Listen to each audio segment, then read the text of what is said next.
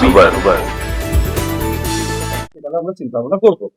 কিন্তু কালকে যে ঘটনাটা ঘটেছে অ্যাকচুয়ালি এটা তৃণমূলের রটানো ঘটনা।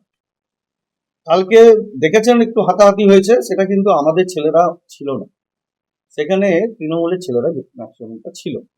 এবার তৃণমূলের ছেলেরা এলো কি করে এবং কি বিষয়টা ছিল, কারণ আমাদের বিষয় ছিল যে আমাদের জেলা নেতৃত্ব, রাজ্য নেতৃত্ব এবং কেন্দ্র থেকে যারা বিএমএস এর এসেছিলেন তাদেরকে সম্বোধনা জানাবো এবং তারা গিয়ে গেট মিটিং করবেন এবং সেই মিটিং এর পর কি উঠে আসছে, তারা কি বলছে সেটা শোনার অপেক্ষায় ছিলাম।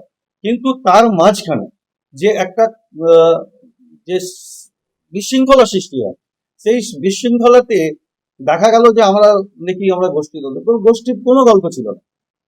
দাদা এসছিলেন, উনি ভেবেছেন একটা শর্ট টাইমে আমাদেরকে ডাকা হয়েছিল 10 মিনিটের মধ্যে যে আসো আমরা গেটে ঢুকছি, আমাদের কাছে কোনো আগের থেকে ইনফরমেশন ছিল না।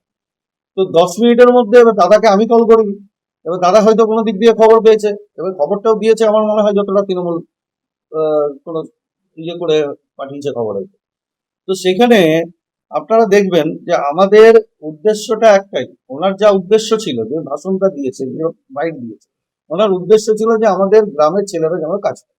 তা আমি যে ভাষণটা দিয়েছি আমি কি অন্য কোনো কথা বলেছি নাকি? আমি তো সেই কথাটাই বলেছি যে আমাদের অন্ডালের ছেলেরা যেন কাজ পায়, তারপর বাইরে দেখা যায়, চিন্তা ভাবনা সেটা হবে। তো উনি ভাবছিলেন যে হয়তো কোনো কাগজপত্র হয়তো জমা জমা দিতে এসছে, আর আমাকেও সেরকম বলছে যে উনি কাগজ দিক। কিন্তু দাদা হয়তো ভেবেছে যে আমার ছেলেমেয়েরা হয়তো গ্রাম অন্ডাল বা আমার গ্রামের ছেলেগুলোকে বাদ দিয়ে হয়তো অন্য কোনো একটা এক্সাম মিসকমিউনিকেশন হয়েছে।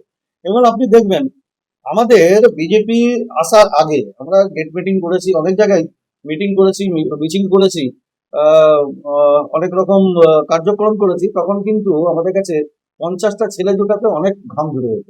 কিন্তু কালকে হঠাৎ যে এত এত ছেলে এলো, আমরা গেছিলাম মাত্র 15 জন সম্বর্ধনা জানাবার জন্য, কিন্তু ওখানে দেখা গেল যে কয়েকশো ছেলে জপে গেল হঠাৎ করে। কিন্তু কি করে এলো, কোথা থেকে এলো, আমরা কাউকে ফোন করিনি, আমি কাউকে ফোন করিনি, আমার ছেলেরাও কাউকে ফোন করেনি, কিন্তু চলে এলো।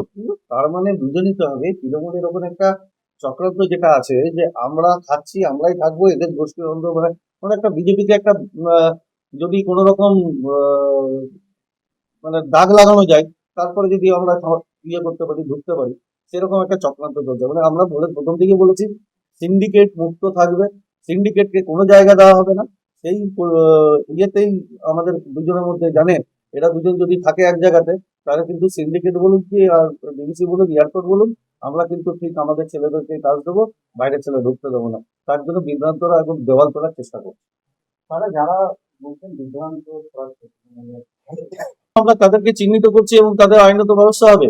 2021 থেকে ওরা সন্ত্রাস করে যাচ্ছে, আমরা কি ছেড়ে কথা বলবো না? একদম চিহ্নিত করবো এবং আইনত ব্যবস্থা করে খুব তাড়াতাড়ি দেখতে পাবেন তাদের জেলে গাড়ি টানাচ্ছে, কোনো রকম ছেড়ে কথা বলা হবে। আমি রানীগঞ্জ বিধানসভা মন্ডল 4-এর সভাপতি, আমার নাম হচ্ছে রাধাচন্দ্র দাস। রবীন্দ্রনাথ রায়, জেলা এক্সিকিউটিভ বডির মেম্বার, রানীগঞ্জ টাউন।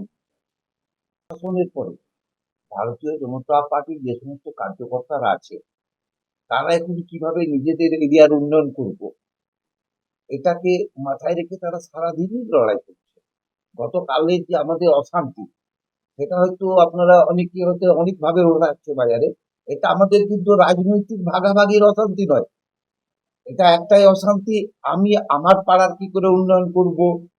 আমার সাথে আজকে যার অশান্তি বলে মনে করছেন আপনারা, তারও কিন্তু ঠিক একই মোটিভ, যে তার এরিয়ার আমরা কি করে, আমরা নিজের এরিয়ার কি করে উন্নয়ন করব, কত টাকাটা উন্নয়ন করতে পারবো। এই যে একটা জিনিস, এই উন্নয়নের লক্ষ্য করে কিন্তু আমাদের গতকালকের অশান্তিটা। আমরা ভাবলাম, আমরা দুপক্ষ এসেছিলাম, কিন্তু আমাদের এখানে যিনি বিএমএস এর নেতা এসেছিলেন, সেই নেতাকে সংবর্ধনা জানাতে।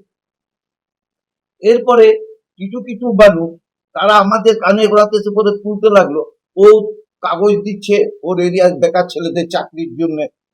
আমাকেও ঠিক সেম কথাই বলেছে যে ওর এরিয়ার লোক কাগজ দিচ্ছে এরকম ধরনের বেকার ছেলেদের চাকরির জন্য। এই যে একটা ভুল কমিউনিকেশন গ্যাপ, এই যে গ্যাপটার জন্য কালকে আমাদের এই অশান্তিটা হয়েছে। একদম হাতাহাতি ছিল, সেরকম কিছু ছিল না, ধাক্কাধাক্কি হয়েছে, বেকার ছেলেরা দীর্ঘদিন ধরে প্রচন্ড কষ্ট পাচ্ছে। আজকে ওরা কিভাবে আগে ঢুকবো কাজে, তার জন্য আমরা কতটা বিজেপির কাছের লোক, কতটা আমরা লড়াই করে করে কাজটাকে আদায় করছি, এরকম ধরনের একটা ভাবের জন্য হয়েছে। আমরা তাদেরকে যথেষ্টভাবে সংযত করেছি। আমাদের দুজনের লক্ষ্য একটা, যে ভারতীয় জনতা পার্টিকে সামনে রেখে আমরা আমাদের এরিয়ার উন্নয়ন করা, আমাদের এরিয়ার ছেলেদের, বেকার ছেলেদের সমস্যা কিভাবে মেটানো যায় তার চেষ্টা করা।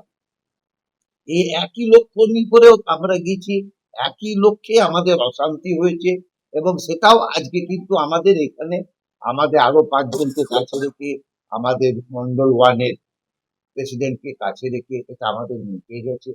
তাই আজকে আপনাদের কাছে আমরা কোথাও বিভ্রান্ত তো প্রতি মুহূর্তেই বিভ্রান্ত ছড়ানো হচ্ছে।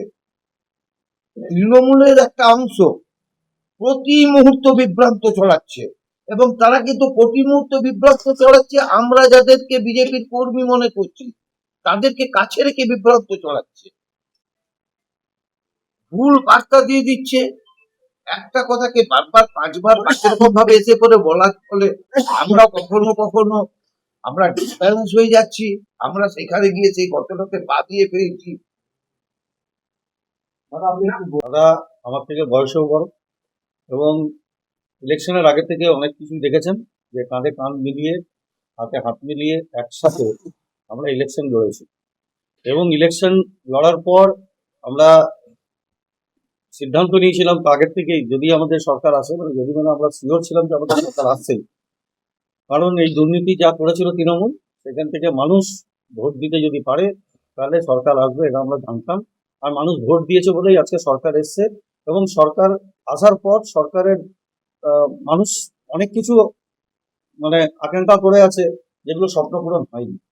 আমাদের ডিভিসি যখন সিপিএম এর আমলে হয়, তখন থেকেই আমাদের অন্ডালের বাসিন্দারা কোনো রকম কাজ পায়, বেকার যুবকরা কাজ পায়।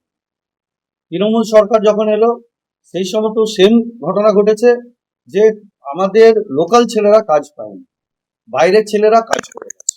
তো এই একটা যে মনের মধ্যে যে ছিল, যে এবারে যে সরকার এসছে, বিজেপি সরকার এসছে, আমরা বলেছি আমাদের প্রথমে লোকাল ছেলে ঢুকবে। हमारे चैनल को लाइक शेयर सब्सक्राइब करना ना भूलें और बेल आइकन को दबाना ना भूलें और देखते रहें पूर्वी खबर। पूर्वी खबर, नजर सब पर।